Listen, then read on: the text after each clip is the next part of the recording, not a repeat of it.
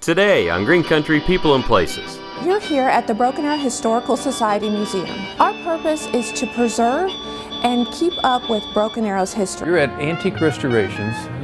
We've been here since 1972. We fix broken furniture. We do upholstery, caning, carving, refinishing, restoration. We are Stable Ridge Winery. We're on historic Route 66 right here in Stroud, Oklahoma. We make our own wines. We grow grapes, source grapes from other growers in Oklahoma. Oklahoma's green country. It's full of unique places and interesting people. This is a great place to come if you're a Leon nut. I feel like I should have pointy ears looking through this. So come along with us. This thing's huge. And enjoy the ride.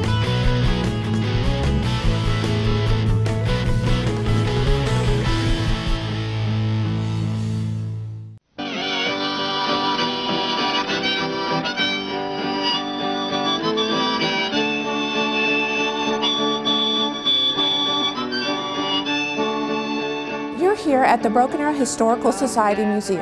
Our purpose is to preserve and keep up with Broken Arrow's history. We also keep up with the regional history, and so that's why we are here. You have a building in a building. What's this all about? Yes, we do have a building inside. This is our Childers log cabin. It's a real log cabin. Yes, it is a real log cabin. This is wood from Broken Arrow. It was built here in Broken Arrow in the 1850s. And Childers, what was the importance of that family? Well, it was a very important family. One of the Childers you may have heard of is Ernest Childers. He's a Medal of Honor recipient. He was the first Native American to receive that honor from our country. And when he was a young boy, his grandparents lived here and he spent a lot of time here. You've done a nice job decorating it with period type pieces, haven't you? Well, what's the idea that you're trying to show? Well, one of the ideas we're trying to show is many families at this time lived in a one-room cabin. It's really small. Yes, you would have your kitchen, your dining, your bedroom, all would be within one room. It's amazing because, I mean, you've got a family of 4 or 6 in here and you're in here. You got to like each other. Yes, you do have to like each other. Luckily, though, then you worked a lot outside. Your laundry was taken care of outside. Sometimes you cooked outside. The dad would be out farming and hunting. What's interesting about this bed is this is the type of bed that we get the saying, sleep tight, don't let the bed bugs bite. Underneath the mattress is rope, and the rope would get weak. You would take the rope off, you would soak it in water, and you would retie your bed, and that's sleep tight. Your mattresses and your pillows would get bugs, and so that's where the bed bugs comes from. And you better start swimming or you'll sink like a stone, but the times they are changing. Ernest Childers' creek, you said? Yes. And this is an homage to the creek in the area? Yes, it's a we pay tribute to the Creek Native Americans because that is where Broken Arrow received its name, was from the creek. Okay, and so they have a long tradition and history in this area that you're trying to show by using this display. Yes, that is correct. The Creeks settled here as early as 1828, so they've lived here a long time. Is this the normal dress of a Creek Indian from back in that time? Yes, when the Creeks arrived here, they didn't look like you would see in a movie with a big feather headdress. They wore cloth turbans and cloth shirts. Now they did still have the skin pants, but this is what a typical Native American man would have looked like. Is there European influence on this dress or not? Yes, when they were in the southern part of the United States, they did a lot of trade with Europeans. So it's almost like you've gone from cabins to not having a town in here, right? Yes, that is true.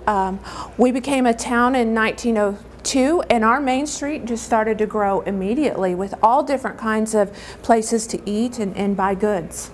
So this is kind of a spattering of the representation of what it would be found in the town back in the day? Yes, that is true. We had dry goods stores and we had beauty parlors and we had small restaurants where you could eat, and this would kind of give you an idea of the types of items you would purchase. And so also it shows how things worked back then. I see this old cooler, and that's how they delivered the milk? That's true. You would have a cooler like this on maybe your front porch, and the dairyman would come and you would have already pre-ordered your milk, and they would just set it inside the cooler for you. Why do you have a horse in here? Well, this horse is Charlie, and Charlie was a fixture at a store called Keys Hardware. It was here in Broken Arrow from 1920 to 1970, and this is where you would come to get your saddle worked on, or maybe you were purchasing a saddle or horseshoes, and Charlie was always there kind of as the model. Let's all go to the lobby.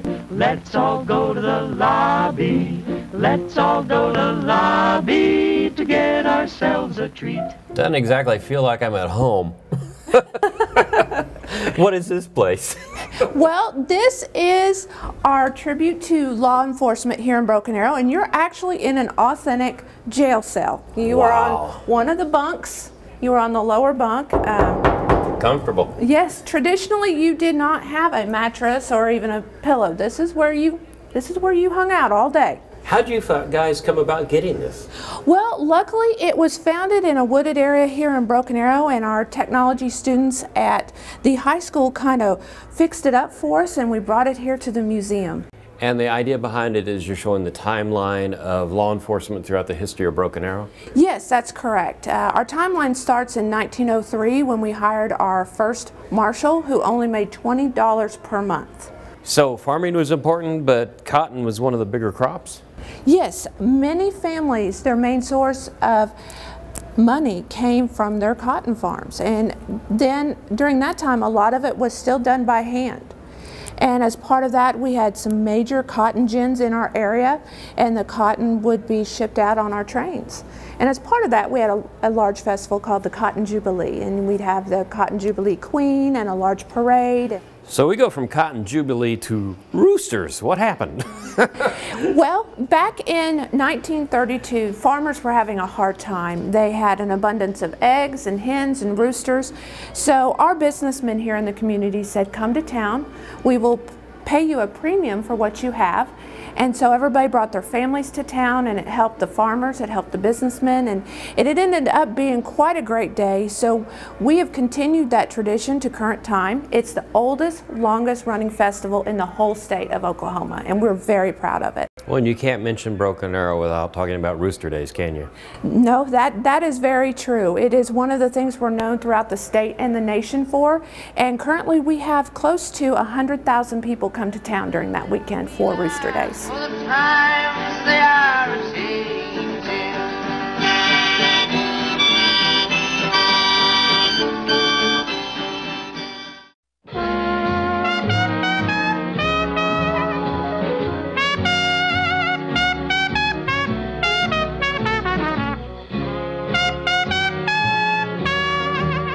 You're at Antique Restorations. We've been here since 1972. We used to be on Cherry Street, and then they changed, well, it was 15th Street. They changed the name to Cherry Street, and they doubled my rent, so I came over here and bought these buildings. That's a good enough motivation. Yeah. So what do you do in this building?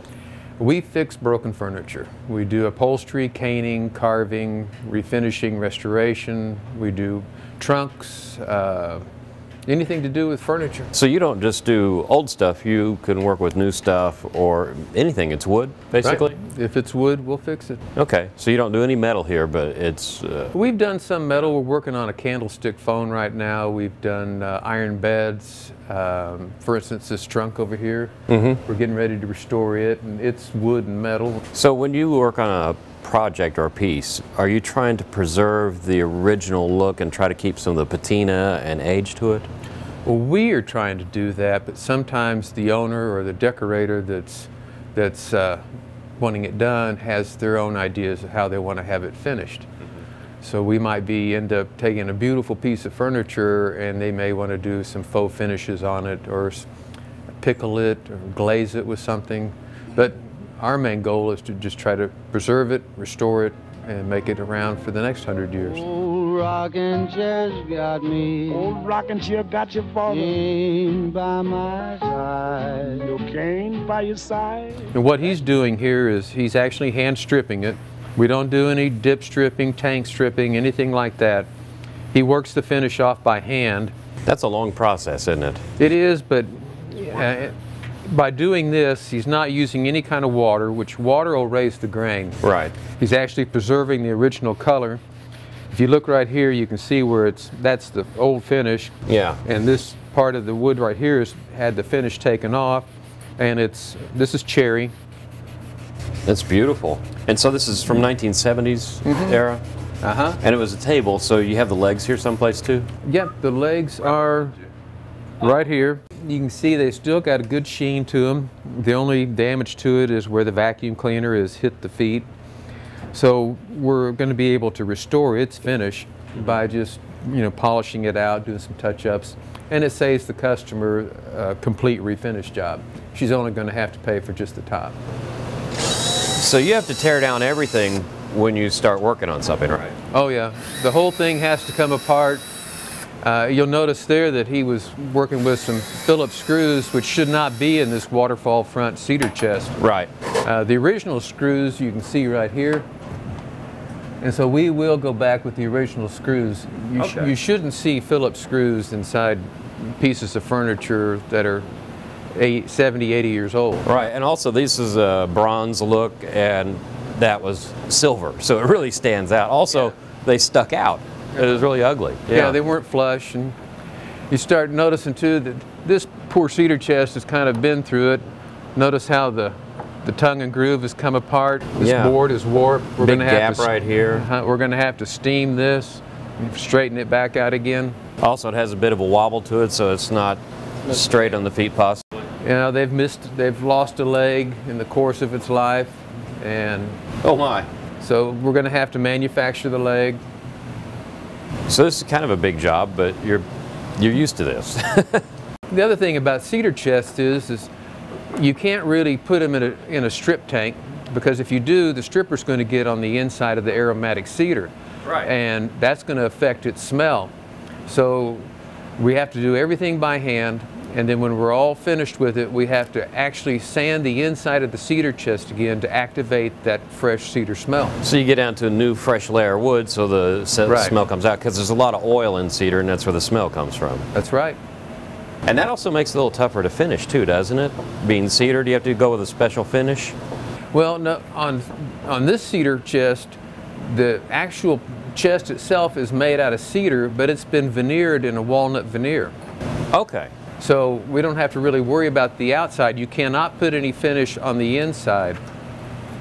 Oh, and it has a hinge system in here. It's really pretty. Yesterday, when I was young, the taste of life was sweet, like rain upon my tongue. Now this is a trunk you mentioned earlier. Tell me the story behind this, and what are you going to do with it? Well, this is a camelback trunk. It dates back into the 1870s. Camelback being the hump? Yeah. The manufacturers of these trunks, their selling point was that the guys down at the loading docks cannot stack another trunk on top of your trunk. Mm-hmm. But what they would end up doing is they turn the trunk on end and stack them on the ends of it. But this one's going to go through a complete restoration. We are not going to try to make everything perfect on it.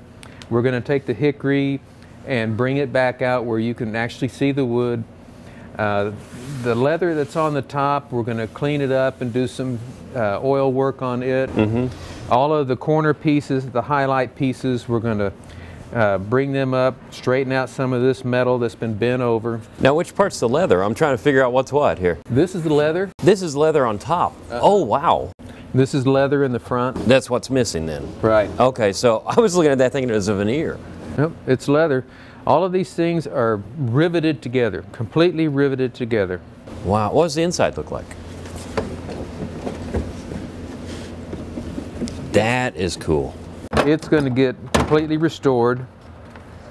Now, I see like there's photographs in here, or appliques, faces and things. What's that? Well, they decorated the inside of the trunk. As you could tell, this is a lady's trunk. The box over on the side was for her hat box. Okay. So there are compartments for every bit of type of clothing or accessories they need. Coats, shirts. And you're going to bring all this up to snuff too? We're going to bring it back up it's going to be clean. It will not be absolutely perfect. We're going to preserve the integrity and the patina of the piece. Will it be functional? It'll be functional. It won't have what they've tried to do with, you know, masking tape. But we will make it where this hinge works, the hat box will work, but it'll still have an old look to it. How many hours do you put into a piece like this? We'll have a good week to 10 days of working on this piece. So basically the restoration on this probably will equal the value of the piece, but it's the history and the keeping it in the family, right? Right. You got a lot of stuff in here.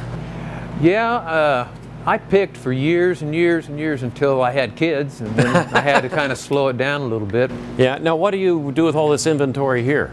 Oh, we have decorators, good customers that come in and they find things here, and we do a lot of restaurants.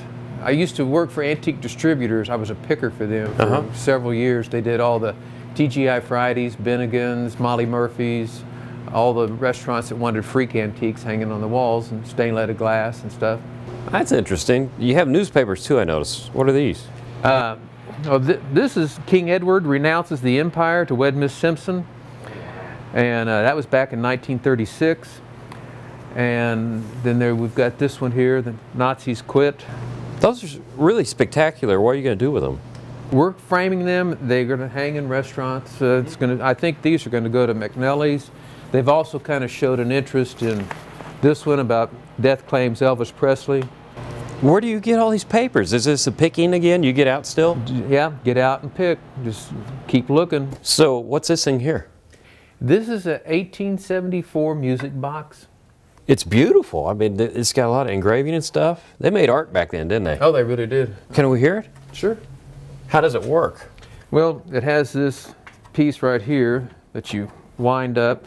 So that puts tension on a spring? Inside that drum right there.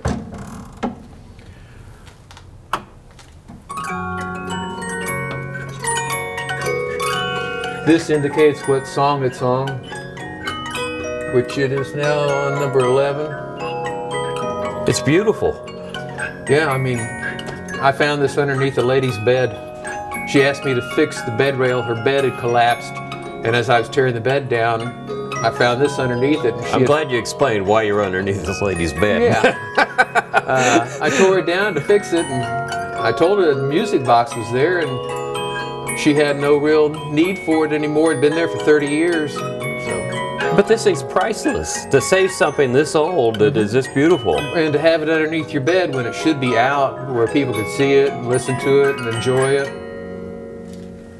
So working with your hands has got to be rewarding. Oh, it is. I mean, coming in here this morning, I'm asking myself, what is it I need to really get out? And you concentrate on the most important pieces first, and you do the best you can to get as many done as possible. But in this business, you know, every day's different. It might be a music box one day, it might be framing a newspaper, it might be re-gluing a set of chairs or caning.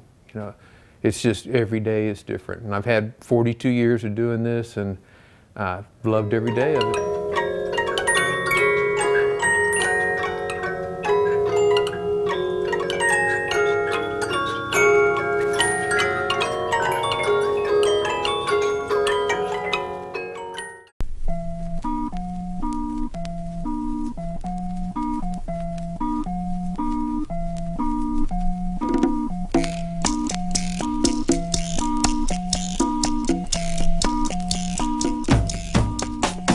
We are Stable Ridge Winery. We've been in business 10 years. We're on historic Route 66 right here in Stroud, Oklahoma.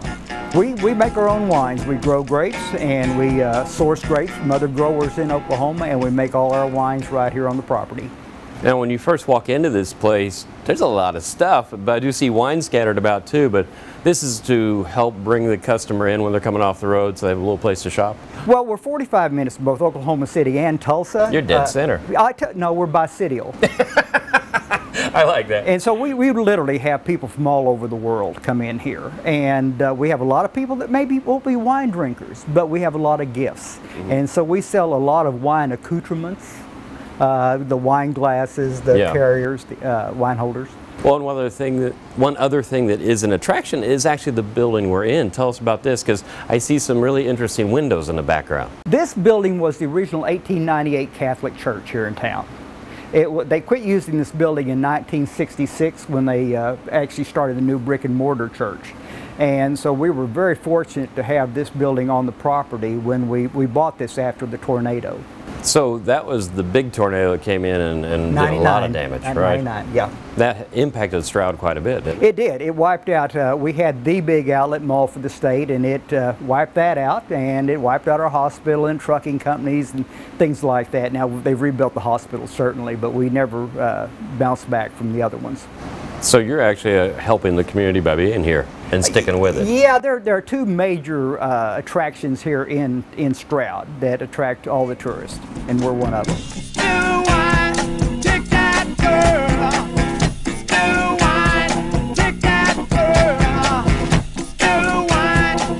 Well, Don, obviously the reason we're here are for the wines, and I'm impressed with all the varieties that you have for being Oklahoma grown. Right. Is that kind of a rare thing? It's here again, rare is Oklahoma grown. Yeah. Because we are really dependent on the weather and the grower. A lot of people started out in this business thinking that it was romantic. Yeah. And it was for about 10 minutes, and then you realize it's called agriculture. And it's also called Oklahoma weather. Well, yes, but the root word for agriculture is aggravation. I like that. Yeah, and so anyway, it's very difficult, so we have to depend on our growers and, of course, our own crop and on what we get each year. So maintaining those same wines year to year to year has been some difficulty. Well, and I'm not much of a wine connoisseur. My wife is. She could tell me why there are so many different varieties here, but why do you have so many different lights and darks and all that? Well, some of them are dry, which means not sweet at all, and then some of them are sweet. And we're about 1/3 dry to 2/3 sweet because of Oklahoma. We're really, the Oklahoma consumer is really developing their palate. And so we've watched the same customer grow from a sweet wine to a dry wine. So Don, this is actually where it all started, right? It all started right here with 300 grapevines. Nobody really knew what was good for Oklahoma. I mean, there was no research. We had, back in 1908, according to the census in Oklahoma, we had 5,000 acres of grapes at that time. Really? Yeah, we don't have even a fraction of that now. So to prove a fact that it does grow in Oklahoma, we did a little research, and I picked this grape. It's called Chenin Blanc. Mm-hmm. It originated in the Loire Valley of France. And it's difficult to grow. It's very trying sometimes for the grower, but as a result, when we get a good crop, we actually won an international gold medal in Finger Lakes, New York. That's pretty cool. With this wine. And this year was another fantastic crop. So this crop this year will be equal to that one we won the gold medal with. Now, you said you had acres of vineyards. This little area here, though, how much can you produce from this? We get about 1,500 pounds of grapes from really? This. Yeah. How much wine would that make? Each ton is between 130 to 150 gallons.